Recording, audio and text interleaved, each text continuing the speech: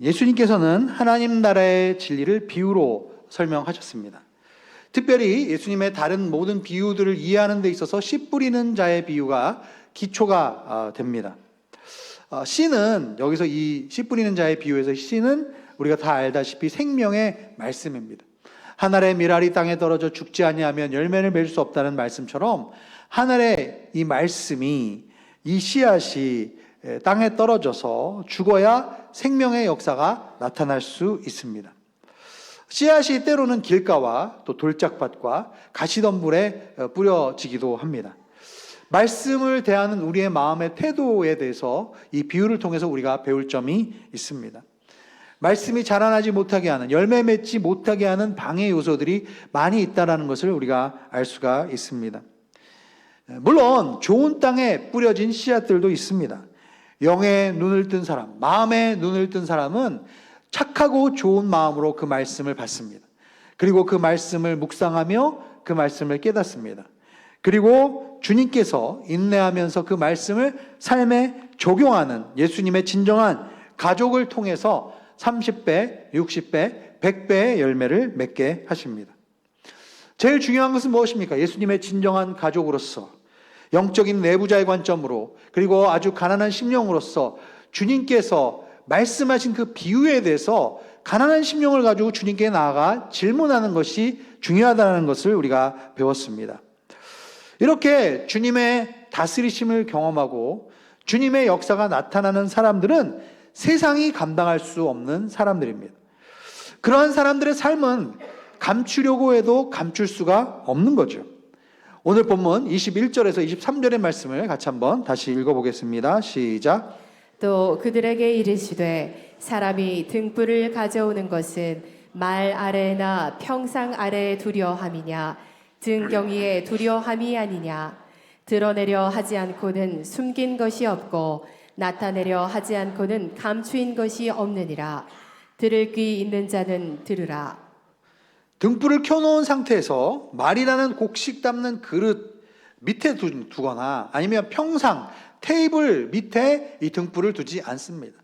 등불은 등경 위에 둡니다. 왜냐하면 빛은 어두움 가운데 비출 때 반드시 그 어두움을 몰아내기 때문입니다. 진정한 그리스도인은 세상에 빛을 비춥니다. 당연히 세상 사람들은 그러한 진정한 그리스도인들의 삶에 대해서 궁금해하고 그리고 질문을 하게 되어 있는 것이죠. 베드로전서 3장 15절의 말씀을 같이 한번 읽어보겠습니다. 시작. 너희 마음에 그리스도를 주로 삼아 거룩하게 하고 너희 속에 있는 소망에 관한 이유를 묻는 자에게는 대답할 것을 항상 준비하되 온유와 두려움으로 하고. 세상의 사람들이 당신이 그렇게 어렵고 힘든 상황 가운데 왜 얼굴에 빛이 납니까? 포기하지 않고 긍정적이고 사람들을 오히려 격려하는 말을 어떻게 할 수 있습니까? 과연 왜 그런 상황 가운데서도 소망을 잃지 않고 살아가고 있습니까? 이런 질문들을 세상 사람들이 우리에게 할 수 있다는 거죠.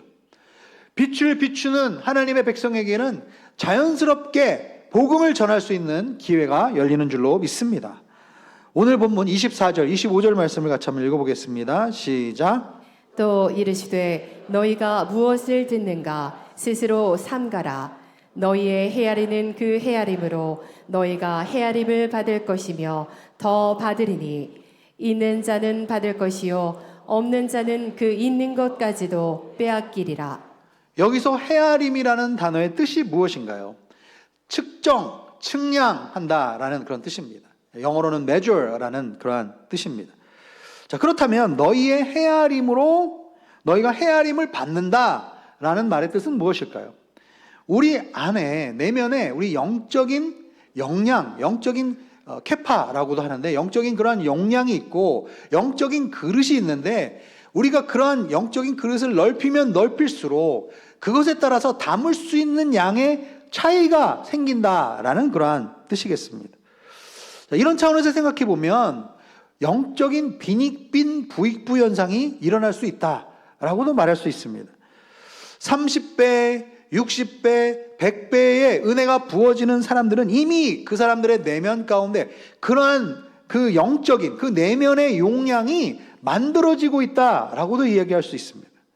말씀을 갈급한 심령으로 구하며 그 말씀을 잘 경청하고 그리고 기다리면서 인내로 그 말씀을 적용하는 사람들의 삶 가운데는 하나님이 점점 더 하나님 나라의 그 세밀한, 그 은밀한 비밀을 가르쳐 주시는 거죠. 그런데 반대로 말씀에 대해서 무관심하고 그리고 그 말씀을 받아들이지 않으려고 하고 그리고 나의 경험과 판단으로 말씀을 제한하려고 하는 사람에게는 그 말씀의 의미가 점점 더 피상적으로 점점 더 그 마음에 다가오지 않고 깨달아지지 않는다라고도 할 수 있겠습니다. 저는 오늘 이 말씀을 묵상하면서 저에게 하나님께서 떠올리게 해주신 말씀이 바로 이사야 54장의 말씀입니다. 여러분, 이사야 54장에 보면 바벨론에서 포로로 끌려간 이스라엘 민족의 상태를 뭐라고 얘기했냐면 잉태치 못하는 여인의 비유를 하셨습니다. 남편인 주님께 버림을 받고 이방 땅에 포로로 끌려가서 갖은 수모와 모욕을 당하는 이스라엘 민족의 모습을 이사야 54장에서 그리고 있습니다. 이스라엘에서 실제로 그 사회에서 아이를 갖지 못하는 여인은 수치와 모욕을 당한 경우들이 꽤 많이 있었습니다. 그런데 오늘 말씀에서 하나님은 여기에만 그치는 것이 아니라 남편에게서 버려졌던 그 여인이 훨씬 더 많은 영적인 자녀들을 앞으로 품게 될 것이라고 말씀하고 있습니다. 자, 이사야 54장 1절에서 3절 말씀을 같이 한번 읽어보겠습니다. 시작. 잉태하지 못하며 출산하지 못한 너는 노래할지어다. 산고를 겪지 못한 너는 외쳐 노래할지어다. 이는 홀로 된 여인의 자식이 남편 있는 자의 자식보다 많음이라. 여호와께서 말씀하셨느니라. 내 장막터를 넓히며 내 처소의 휘장을 아끼지 말고 널리 펴되 너의 줄을 길게 하며 너의 말뚝을 견고히 할지어다. 이는 내가 좌우로 퍼지며 내 자손은 열방을 얻으며 황폐한 성읍들을 사람 살 곳이 되게 할 것임이라. 주님의 회복의 역사가 시작되고 하나님께서 함께 하셔서 남편을 통해서 애를 낳은 여인보다 훨씬 더 주님께서 붙여주시는 자손들의 수가 많아질 것이라고 지금 약속하고 있습니다. 그러면서 주님께서 뭐라고 말씀하십니까? 주님께서는 장막터를 넓히라고 지금 말씀하고 계십니다. 휘장을 아끼지 말고 널리 펴라 라고 말씀하십니다. 최대한 장막을 넓게 피려면 어떻게 해야 됩니까? 말뚝을 견고하게 박아야 합니다. 그리고 그 장막을 연결하는 줄을 길게 연결해야 합니다. 여러분, 최대한 우리의 믿음을 스트레치 아웃, 넓게 펴라 라고 지금 말씀하고 계시는 것입니다. 여러분, 우리가 영적인 그릇을 크게 가지게 되면 우리가 하나님 앞에 우리의 입을 크게 벌리면 하나님께서 그만큼 채워주신다는 약속의 말씀인 줄로 믿습니다. 여러분, 이제 심판의 때가 끝나고 회복의 때가 시작이 되었습니다. 어두움이 지나가고 메시아가 오시는 때가 되었습니다. 그분을 향하여 기대하고 믿음을 가지며 영적으로 도전하며 나아가는 사람들에게는 하나님의 역사가 30배, 60배, 100배로 나타날 줄로 믿습니다. 그러나 미리 판단하고 미리 나의 생각과 나의 경험으로 하나님을 제한하며 주님께 나아가 어떤 질문도 하지 않는 그러한 사람들에게는 하나님의 역사가 나타나지 않을 수도 있는 겁니다. 물론 이러한 영적인 성숙과 성장의 과정에 분명히 중간에 가다 보면 좌절과 정체의 시기가 오기도 합니다. 그럴 때 우리는 어떻게 해야 합니까? 오늘 말씀 26절에서 29절의 말씀을 같이 한번 살펴보겠습니다. 시작. 또 이르시되 하나님의 나라는 사람이 씨를 땅에 뿌림과 같으니 그가 밤낮 자고 깨고 하는 중에 씨가 나서 자라되 어떻게 그리 되는지를 알지 못하느니라. 땅이 스스로 열매를 맺되 처음에는 싹이요 다음에는 이삭이요 그 다음에는 이삭의 충실한 곡식이라. 열매가 익으면 곧 낫을 대나니 이는 추수 때가 이르렀음이라. 영어 공부를 처음 할 때 너무 신기해서 단어를 외우고 문법을 공부하다 보면 재미가 있죠. 그런데 그래서 처음에 영어 공부를 할 때는 영어 내가 공부한 만큼 영어가 빨리빨리 진보하는 것 같이 느껴집니다. 근데 여러분, 그러다가 어떨 때 고비가 오는지 아십니까? 나중에 영어 공부를 많이 하고 그리고 듣기나 말하기에 시간을 많이 투자를 하는데 영어가 늘지 않는다고 느껴지는 그런 고비가 반드시 오게 되어 있습니다. 여러분, 대부분의 사람들이 2단계에서 영어를 포기하거나 영어 공부를 예전처럼 열심히 하지 않게 됩니다. 실제로는 사실은 그 사람의 영어 실력이 늘고 있는 게 맞는데 내가 그걸 느끼지 못하는 경우가 있다라는 거죠. 그래서 영어가 모국어처럼 익숙해지고 그리고 이 듣기와 말하기가 능숙해지기까지는 인고의 시간이 필요한 거예요. 내가 생각하는 것보다 예상보다 좀 더 시간이 오래 걸릴 수 있기 때문에 꾸준히 계속 밀어붙여야 되는 때가 반드시 있습니다. 여러분, 신앙생활도 마찬가지입니다. 분명히 하나님께서는 장막터를 넓게 펴라, 우리의 믿음의 용량을 더 넓혀라 라고 말씀하십니다. 그래서 때로는 우리가 그러한 도전을 받고 말씀도 열심히 읽고 기도도 열심히 합니다. 그런데 하다 보면 뭔가 침체되어 있고 뭔가 멈춰져 있는 것 같은 그런 느낌이 드는 때가 반드시 우리에게 옵니다.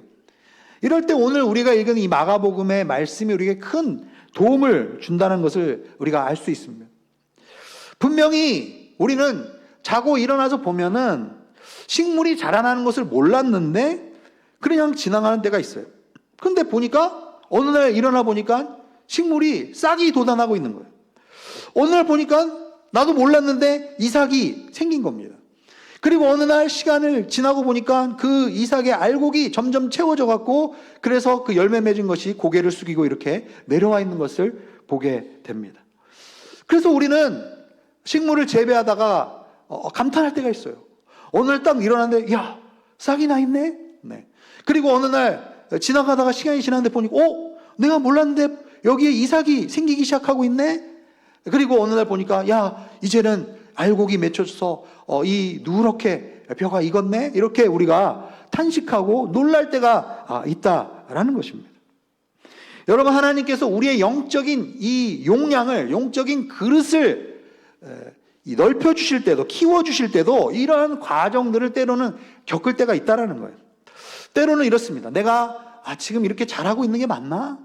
내가 왜 이렇게 신앙생활 열심히 하는 것 같은데 뭐가 변화된 것 같지가 않지? 이렇게 질문할 때가 있는 거예요. 여러분, 그럴 때 이 말씀을 기억하셔야 됩니다. 여러분, 계속 주님을 의지하고 꾸준히 주님 앞에 나아가는 시간을 가지게 되면 때로는 나도 모르게 신앙의 성숙의 단계가 한 단계씩 업그레이드 되는 때가 분명히 우리에게 찾아오는 줄로 믿습니다. 그래서 포기하지 말아야 되는 거예요. 그래서 의심하지 말고 때로는 계속 인내하며 하나님 앞에 주님의 그 주권적인 그 역사와 은혜를 우리가 기대하며 기다려야 하는 것이 굉장히 중요한 것입니다. 오늘 본문 30절에서 32절의 말씀을 같이 한번 읽어보겠습니다. 시작. 또 이르시되 우리가 하나님의 나라를 어떻게 비교하며 또 무슨 비유로 나타낼까? 겨자씨 한 알과 같으니 땅에 심길 때에는 땅 위의 모든 씨보다 작은 것이로되 심긴 후에는 자라서 모든 풀보다 커지며 큰 가지를 내나니 공중의 새들이 그 그늘에 깃들일 만큼 되느니라. 주님 안에서 믿음을 가지고 마음의 눈을 떠서 주님을 바라보면서 주님을 기대하며 주님 앞에 꾸준히 인내하며 나아가는 자들에게는 하나님이 우리가 가지고 있던, 우리가 헤아림을 가지고 있던 그것보다 우리의 영적인 그 용량보다, 그 그릇보다 더 넘치도록 우리에게 부어주신다라고 약속하고 계십니다. 비록 중간의 과정 속에 변화가 더딘 것 같고 정체되는 것 같아서 때로는 의심하고 때로는 이게 맞는가라고 질문할 때도 있습니다. 그러나 오늘 말씀을 통해서 신비롭게 하나님께서는 당신의 주권적인 역사 가운데 우리의 믿음을, 우리의 신앙을 자라나게 하시고 우리를 통하여 하나님의 열매를 맺게 해주신다고 약속하고 계십니다. 여러분, 이러한 하나님의 나라의 역사가 얼마나 놀랍습니까? 씨앗 중에서 가장 작은 씨앗인 겨자씨만한 이러한 우리의 믿음을 가지고 하나님께서는 그 하나님 말씀의 전파와 그 하나님의 역사를 통해서 나중에는 공중의 새들이 깃들 만한 정말 그늘을 만들어줄 수 있는 큰 나무로 성장을 시켜주십니다. 19세기 초에 미국에는 청교도들이 중심이 되어서 신앙 부흥 운동이 일어났습니다. 성령의 활발한 역사와 활발한 복음 증거를 통해서 많은 자들이 주님께 돌아오는 역사가 있었습니다. 그런데 당시에 19세기 초에 미국의 교회는 여전히 선교에 대해서 잘 열려있지 않던 시대였습니다. 그래서 그냥 주변에 있는 토착 인디언들에게 가서 복음을 전하는 그러한 수준이었습니다. 당시에 뉴 잉글랜드 지역에 세워진 대학들 중에서 윌리엄스 대학이라는 대학교가 매사추세츠 주에 있었어요. 그 대학을 다니고 있던 학생 중에 사무엘 밀즈라는 그러한 대학생이 있었습니다. 사무엘 밀즈는 4명의 친구들과 함께 정기적으로 만나서 기도 모임을 하고 그리고 하나님 나라의 비전을 나누고 그리고 성령 충만하게 기도했던 신실한 믿음의 친구들이었습니다. 1806년 8월 달 어느 토요일이었습니다. 예전과 똑같이 사무엘 밀즈와 4명의 친구들은 주말이기 때문에 모여서 함께 교제하고 말씀 나누고 함께 하다가 너무 날씨가 더워서 학교 주변에 있는 시내가에서 같이 수영도 하고 그리고 함께 휴식을 취하고 있던 그 때였습니다. 그런데 갑자기 하늘에 먹구름이 밀려오면서 엄청난 소나기가 부어지게 되었습니다. 그래서 이 5명의 친구들이 이 소나기를 피해서 옆에 있던 건초더미 밑으로 들어가서 이제 함께 서로 기도를 하게 되었습니다. 그 기도 모임을 우리가 제일 유명한 미국 선교 역사에서 가장 유명한 건초더미 기도회라는 모임으로 불리게 됩니다. 그 친구들은 비를 피하면서 사무엘 밀즈와 그 친구들은 아시아 지역에 있는 도덕적인 영적인 어둠에 대해서 그 당시의 상황을 같이 나누게 되었습니다. 그러면서 사무엘 밀즈가 도전했습니다. 이러한 어두움 가운데 우리가 복음으로 빛을 전해야 되지 않겠느냐라고 친구들에게 도전을 하게 됩니다. 영어로 보면 그 건초더미 기도회의 모토가 무엇이었냐면 We could do if we would. 만약 우리가 하고자 한다면 우리는 할 수 있다. 건초더미 기도회, 미국 선교 역사상 가장 유명한 이 건초더미 기도회의 신앙의 모토가 되었던 말입니다. 여러분, 인간적으로 우리가 의지를 다하고 각오를 하면 할 수 있다, 뭐 이런 차원의 말은 아닐 겁니다. 지금 우리가 계속 이야기해왔던 것처럼 장막터를 넓게 펴라, 주님께서 주시는 영적인 비전을 넓혀라, 그 비전에 하나님 앞에 순종하며 실제로 실천하는 사람을 살아간다면 하나님께서는 그 비전을 이루어 주실 것이고 하나님께서는 그 장막터에 하나님의 성령의 역사를 채워 주실 것이라는 그러한 이야기인 것이죠. 여러분, 이 5명의 친구들이 기도할 때 어떤 일이 일어났는가? 성령의 불이 그 건초더미 밑에서 임하게 되었습니다. 그리고 그 기도 모임이 그냥 그 윌리엄스 대학뿐만 아니라 인근에 있는 뉴 잉글랜드 지역에 있는 대학들, 당시에 우리가 유명하게 아는 예일 대학이나 주변에 있는 대학들에 그 기도의 불길들이 막 퍼져가게 되었습니다. 그리고 이 건초더미 기도회를 시작했던 5명의 친구들 중에 건강이 허약했던 사무엘 밀즈를 빼고 4명의 친구들이 다 선교사로 해외로 나가게 됩니다. 그런데 이 친구들이 재밌는 것은요, 자기만 선교사로 나가는 것이 아니라요, 그 자신들이 속해 있던 캠퍼스와 그 주변에 있는 사람들에게 선교에 대한 도전을 하면서 함께 후원해달라는 요청을 합니다. 교회로 찾아가서 어른들을 설득하고 어른들에게 교회 안에 선교위원회를 만들어주세요. 교회 안에 선교사들을 위해서 파송할 수 있는 그런 모임들을 만들어주세요 라고 설득을 하게 됩니다. 그래서 정말 많은 이들이 선교에 도전을 받고 함께 그 선교의 비전을 동참하게 되는 그러한 일들이 있게 되었습니다. 놀라운 사실은 이 건초더미 기도의 이 성령의 역사들이 19세기 초에 시작됐는데 19세기 중반까지 계속 그 흐름이 이어져 간다라는 거예요. 인도에 선교사로 갔던 로버트 윌더라는 사람이 인도에서 사역을 마치고 1863년에 다시 미국으로 돌아오게 됐습니다. 그리고 그가 미국에 오자마자 이 방문한 것은 어디였냐면 바로 윌리엄스 대학에 있는 건초더미 기도회가 시작됐던 그곳에 세워졌던 그 기념비 앞을 방문을 했어요. 그러면서 윌더 선교사가 이렇게 기도했습니다. 하나님, 제가 이곳에서 50년 전에 시작되었던 이 기도 모임처럼 저도 인도에 다녀온 이후로 하나님의 이 비전을 이 건초더미 기도회에서 5명이 기도했던 그 불을 제가 속해 있는 그러한 사회 가운데 이 불을 전파할 수 있는 사람이 되게 해주십시오 라고 기도했습니다. 그리고 나서 그가 돌아간 캠퍼스가 바로 프린스턴 대학이었습니다. 그가 로버트 윌더라는 사람이 이 프린스턴 대학을 중심으로 해서 복음을 전하고 선교에 도전을 하기 시작했는데 하나님께서 기가 막히게 1865년에 한 사람을 만나게 해주십니다. 그 사람이 누구냐면 당시에 미국에서 제일 유명한 부흥사로 유명했던 D.L. 무디라는 사람이에요. 그 D.L. 무디가 이 로버트 윌더라는 사람과 이 프린스턴에 있던 청년들과 함께 부흥회를 시작했는데 그 부흥회가 그 유명한 헐몬산 수양회였습니다. 여러분, 그 수양회를 통해서 어떤 일이 일어나냐면 청년들이 엄청난 성령의 역사를 체험하고 선교에 도전을 받습니다.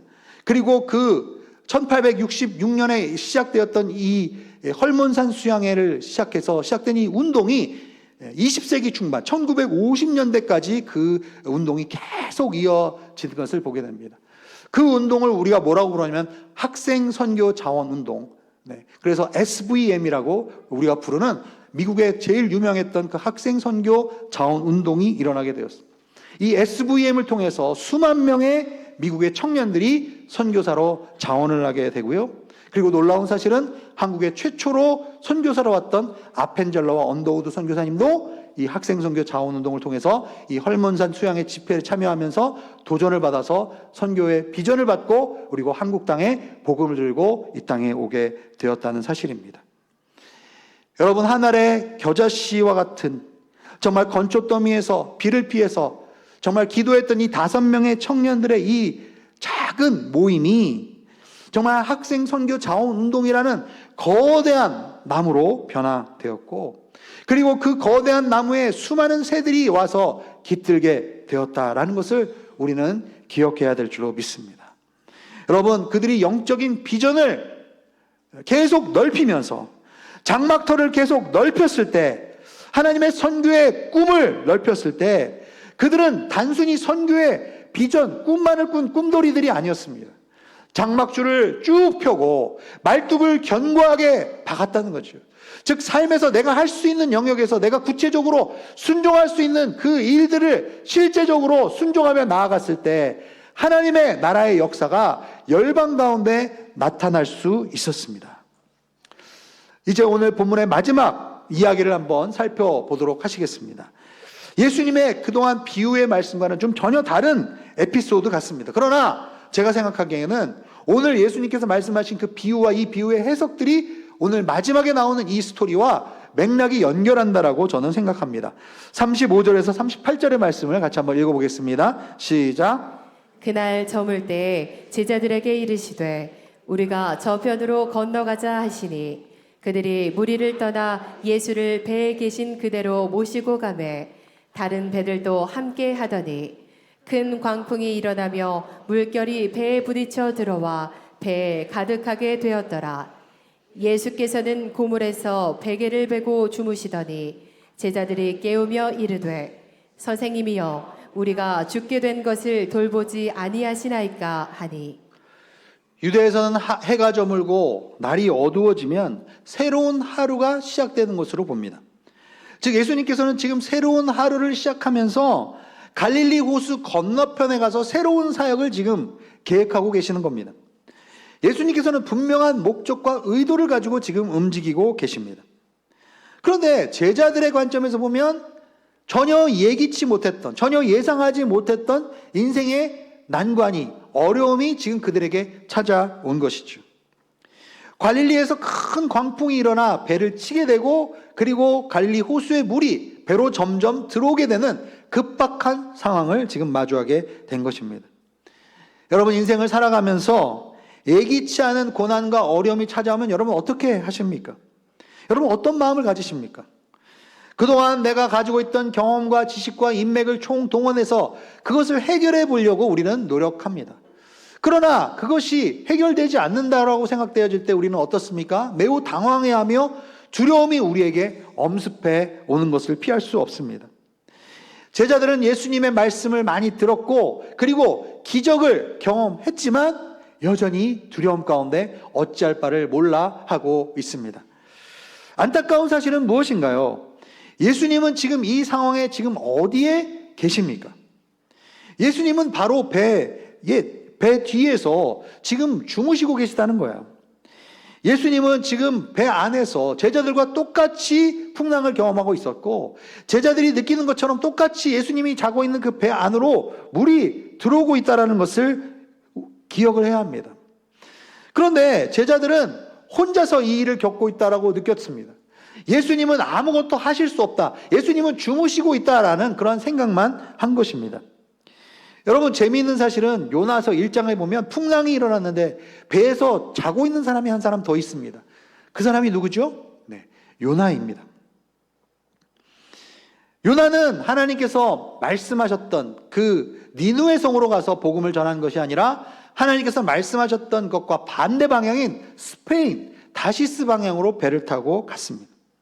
요나가 태운 배를 풍랑이 만났죠. 요나가 그 풍랑 가운데서 다른 이방 선원들은 막 부르짖고 자신들의 신에게 막 부르짖고 외치고 할 수 있는 최선의 노력을 기울이고 있는데 요나는 배 밑에서 지금 잠을 자고 있었습니다. 요나는 분명히 자신이 하나님의 말씀에 불순종해서 반대 방향으로 가고 있다는 것을 알았습니다. 그러나 분명히 그러한 불순종 이면에는 하나님께서 그의 인생 가운데 후폭풍을 일으킬 수도 있다는 것을 그는 알았을 수도 있습니다. 그런데 그는 니느웨 사람들을 너무 미워했기 때문에 그래서 눈을 질끈 감고 그냥 하나님의 말씀을 무시하고 그리고 반대 방향으로 지금 가고 있었던 거죠. 그래서 그 이후에 일어날 일에 대해서 전혀 생각하고 싶지 않았습니다. 너무나 생각이 복잡하고 마음도 어려울 수 있기 때문에 그냥 배에서 모든 생각을 그냥 꺼버리고 그리고 잠에 들어버린 겁니다. 자, 그런데 예수님께서는 비슷한 상황인데 어떻게 그런 상황 가운데서 편안하게 잠을 주무실 수 있었을까요? 39절의 말씀을 같이 한번 읽어보겠습니다. 시작. 예수께서 깨어 바람을 꾸짖으시며 바다더러 이르시되 잠잠하라 고요하라 하시니 바람이 그치고 아주 잔잔하여지더라. 예수님께서 지금 바람을 꾸짖으셨다라고 말씀하고 있습니다. 여기서 꾸짖었다라는 단어는 예수님께서 복음서에 보면 사단을 내어 쫓으실 때 쓰는 그러한 단어였습니다. 물론 풍랑에는 여러 가지 요인이 있을 수 있습니다. 모든 폭풍우가, 모든 풍랑이 다 사단과 관련된 것이라고 얘기할 수는 없습니다. 그러나 지금 맥락을 보면 예수님께서 복음을 새로운 하루를 시작하면서 다른 지역 건너편으로 가서 복음을 전하려고 하고 계셨습니다. 예수님께서는 사단이 지금 그것을 막고 제자들의 마음을 시험하기 위한 것이라는 것을 분별하고 계셨다는 것이죠. 여러분, 우리는 신앙생활을 하면서 자연 현상과 사탄의 계획과 유혹을 분별할 수 있는 영적인 지각이 있어야 할 것입니다. 창세기에 보면 사단은 뱀이라는 동물을 통해서 아담과 하와를 유혹하고 그리고 죄를 지을 수 있도록 공격하는 것을 볼 수가 있습니다. 영적 전쟁에 대한 말씀을 제가 몇 주 전에 말씀드렸는데 아프리카 같은 그런 지역에 가면 여전히 이 귀신의 역사가, 사단의 역사가 적나라하게 드러나는 지역들이 있다라고 말씀을 드렸어요. 그리고 때로는 사단은 더욱더 교묘하고 보이지 않는 방식으로 우리를 공격할 수도 있습니다.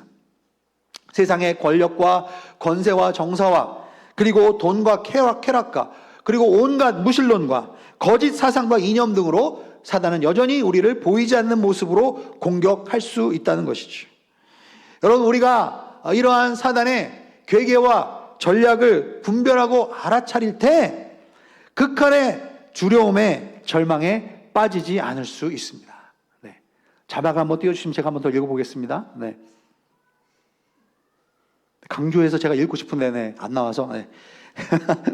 사단의 괴계와 전략을 분별하고 알아차릴 때 우리가 극한의 두려움과 절망에 빠지지 않을 수 있다는 거죠. 주님의 능력과 권세 아래 사단은 우리가 두려워할 존재가 아니라는 거예요.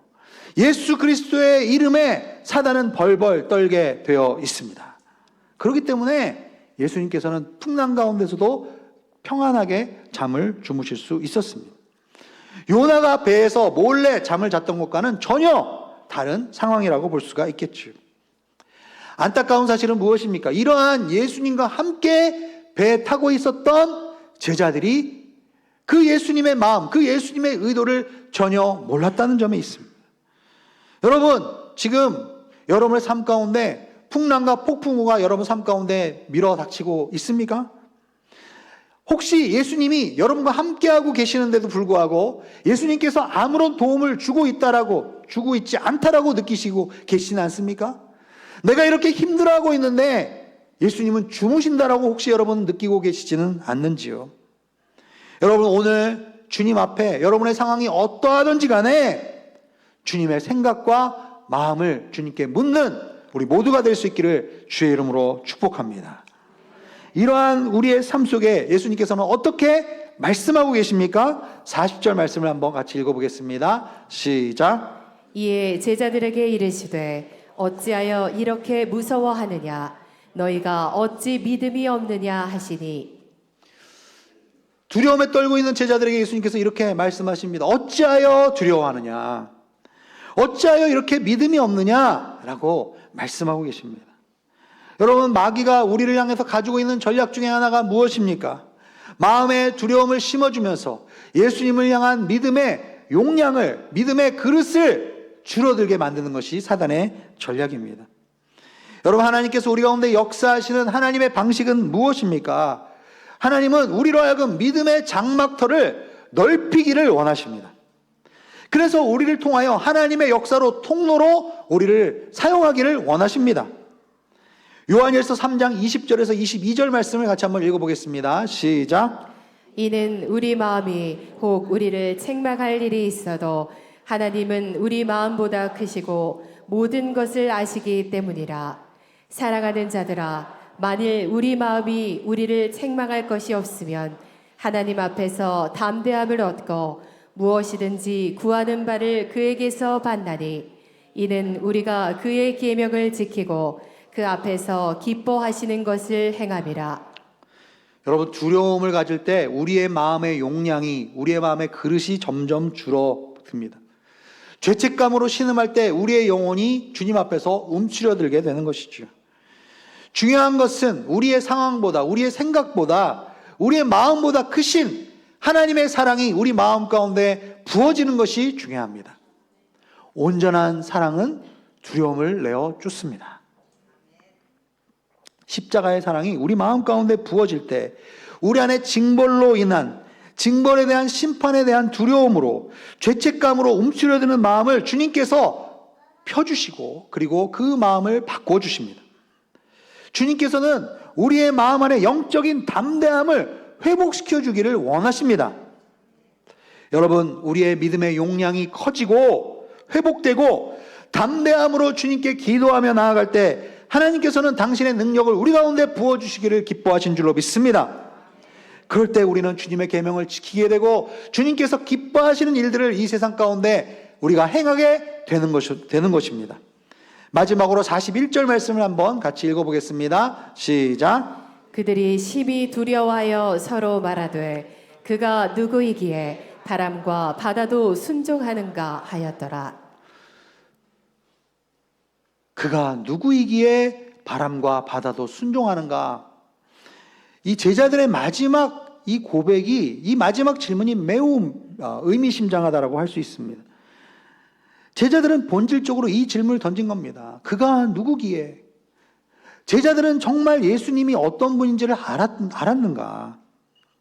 여러분, 예수님은 정말 여러분의 삶 속에서 어떤 분이십니까? 우리의 삶 속에서 예수님은 여러분의 삶 속에서 어떤 일을 행하실 수 있는 분입니까? 지금 예수님은 이러한 상황 가운데 어떻게 여러분의 삶을 도와주고 계십니까? 여러분, 우리는 정말 예수님을 진정으로 알고 있습니까? 혹시 우리가 예수님을 잘 모르기 때문에 하나님께서는 우리의 삶 가운데 이만큼 영적인 용량을 주셨고 이만큼 큰 비전을 주셨는데도 불구하고 우리는 여전히 우리의 생각과 우리의 판단으로 예수님을 제한하고 예수님이 하시고자 하는 일을 우리 스스로가 제한하고 있지는 않습니까? 여러분, 마가복음 4장 말씀을 이제 마무리하고 있습니다. 주님께서는 과연 우리가 예수님을 제대로 알고 있는지를 도전하고 계십니다. 여러분, 생명의 말씀이 우리의 마음 가운데 심겨질 때 우리에게 무엇이 있어야 된다고 했습니까? 마음의 눈을 떠야 한다라고 말씀드렸어요. 그리고 그 말씀이 우리의 심령 가운데 자라나고 열매 맺고자 할 때 우리의 삶을 도저히 감출 수 없다. 우리는 등경 위에다가 등불을 둬야 된다라고 말씀하고 있습니다. 그래서 하나님께서는 우리의 이러한 믿음의 용량을 키우시고 우리가 생각하고 기대하는 것보다 넘치도록 부어줄 수 있는 그분에게 이 겨자씨와 같은 믿음을 통해서도 정말 엄청난 큰 나무의 역사를 이루실 수 있다는 것을 우리가 믿고 지속적으로 주님을 신뢰하며 나가기를 원하신다고 저는 믿습니다. 정말 소수의 그 건초더미 기도에서 모였던 그 소수의 기도하는 사람들을 통하여 하나님은 100년 이상 성령의 불길을 태우셨고, 그리고 수만 명의 사람들이 선교에 헌신하여 이 땅과 여러 열방 가운데 하나님의 나라의 복음을 전하게 하는 그 놀라운 일들 가운데 믿음의 용량을 가진 사람들, 그 영적 비전은 사람을 가진 사람들을 통해서 그 일들을 행하셨다고 믿습니다. If we could do, if we would, 우리가 만약에 할 수 있다면, 우리가 할 수 있다면 하나님께서는 우리를 통해서 그 일을 이루실 것이다. 그것을 믿음으로 고백하는 저와 여러분이 될 수 있기를 주님의 이름으로 축원합니다. 기도하겠습니다. 하나님 아버지, 매일매일의 일상의 삶 속에서 풍랑을 만나고 여러 가지 낙담하는 사건과 암초들을 만나면서 우리의 심령이, 하나님 우리의 마음이 하나님 위축되고, 하나님 우리가 가지고 있는 그 헤아림으로 우리가 헤아림을 받을 것이라고 했는데, 하나님 우리의 마음의 이 믿음의 용량이 너무나 작습니다. 하나님 아버지, 오늘 회개하며 다시 한번 주님 앞에 기도하며 나아가오니 하나님 아버지, 우리가 비전의 사람이 되게 하여 주십시오. 하나님 아버지, 하나님 나라의 꿈을 꾸는 자들이 되게 하여 주십시오. 말세에 내가 내 영을 부으리니 하나님의 사람들이 모든 육체 가운데 주의 영을 부어준다고 말씀하셨습니다. 하나님 아버지, 환상을 보고 꿈을 꾸고 하나님 청년들이 하나님 아버지 주님의 나라의 비전과 소망을 가지게 된다고 말씀하셨습니다.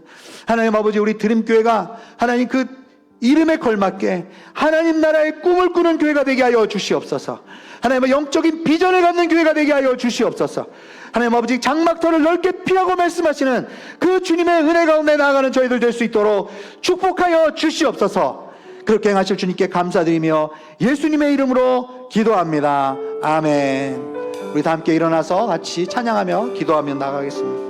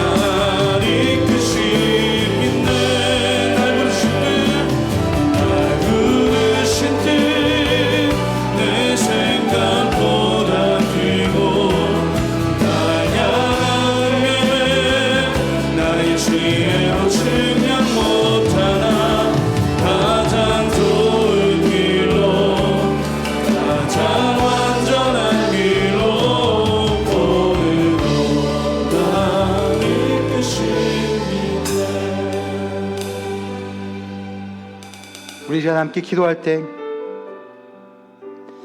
하나님, 폭풍 가운데, 풍랑 가운데 두려워하며 벌벌 떨고 있는 저의 연약한 모습 가운데 하나님 아버지 찾아와 주시고 하나님 당신의 사랑을 부어 주실 때 하나님 아버지, 하나님 우리의 영적인 하나님 아버지 그릇을 넓혀 주시고 우리의 장막터를 넓혀게 하여 주셔서 하나님 나라 가운데 하나님께서 행하시고자 하는 그 일들을 우리의 삶 가운데, 우리의 가정 가운데, 우리의 하나님 아버지 사회 가운데 이뤄낼 수 있도록 주여 역사하여 주시고 축복하여 주시옵소서. 오늘 들은 말씀 기억하면서 함께 통성으로 기도하며 나가겠습니다. 함께 기도하겠습니다.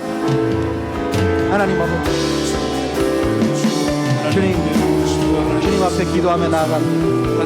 하나님 아버지, 하나님 주님의 은혜가 주님을 바라보며 우리의 삶의 모든 주님과 함께하세요. 놀라운 교회와 사랑을 하나님 새로운 일들이 일어날 수 있도록 도와주시옵소서.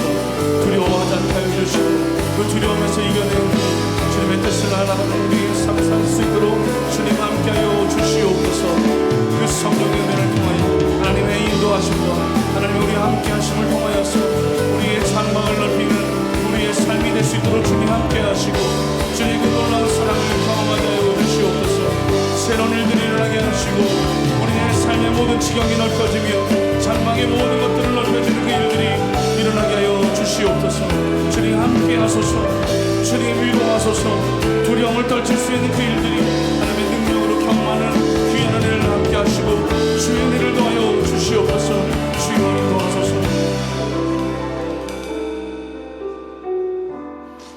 이 시간에 한번 더 같이 기도할 때 이번 주와 다음 주에 우리 다음 세대 저희 교사 캐스팅을 하고 있습니다.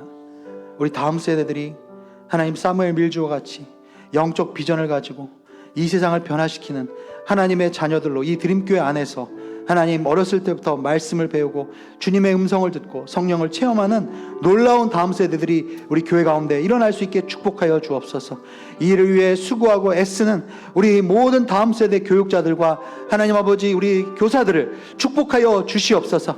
하나님 아버지 정말 다음 세대를 세우기 위해서 하나님 모든 세대들이 함께 기도하며 함께 이 교육에 참여해야 될 줄로 믿습니다. 하나님 특별히 우리 가운데 마음을 주시는 하나님의 사람들에게 하나님 이번 기회를 통해서 아버지 교사의 사역에 함께 동참할 수 있도록 축복하여 주시고 하나님 다음 세대 하나님 아버지 부족한 교사의 수를 하나님께서 이번 기회를 통해서 채워주시고 하나님 넉넉하게 하나님 아버지 교회 하나님 아버지 우리 다음 세대들이 일어설 수 있도록 축복하여 주시옵소서. 우리 시간에 다시 한번 주의 이름 부르고 함께 통성으로 기도하며 나가겠습니다. 주여 하나님 놀라운 일들이 일어나소서. 하나님 우리의 다음 세대들을 위하여 기도합니다. 하나님의 뜻과 하나님의 일들이 우리의 다음 세대들 안에서 이루어지게 하여 주시고 그 일들이 하나님 모든 예배와 그 예배의 시간들을 통하여서 하나님 우리 아이들이 우리의 자녀들이 온전히 세워지며 온전히 만들어질 수 있도록 도와주시옵소서.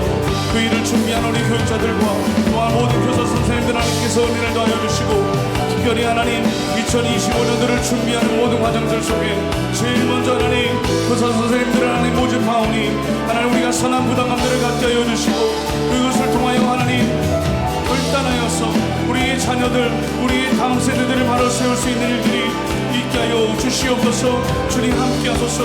주의 은혜를 더하여 주시옵소서.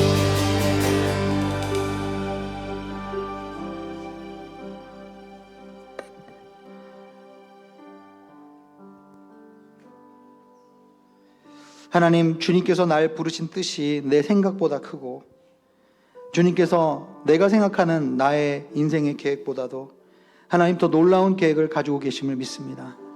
하나님 내가 내 인생을 향해 가지고 있는 계획 내 생각으로 하나님의 계획을 제한하지 않게 도와주시고 하나님 씨가 뿌려져서 싹이 트고 알곡이 생기고 그리고 그것에 이삭이 맺히는 이 모든 과정은 하나님의 그 신비로운 하나님 나라의 역사의 과정 가운데 우리가 함께 참여할 때 하나님 우리가 때로는 그것을 이해하고 느끼지 못할 때가 있지만 하나님은 여전히 나의 삶 가운데 일하고 계심을 믿고 주님을 바라보며 신뢰하며 나아가는 우리 모두가 될 수 있도록 축복하여 주옵소서. 하나님의 은혜에 감사하여서 저의 물질을 드립니다. 저희의 삶의 고백을 드립니다. 저희의 시간과 저희의 삶 자체를 드립니다. 주님 받아주시고 사람 살리는 곳에 사용하여 주시옵소서.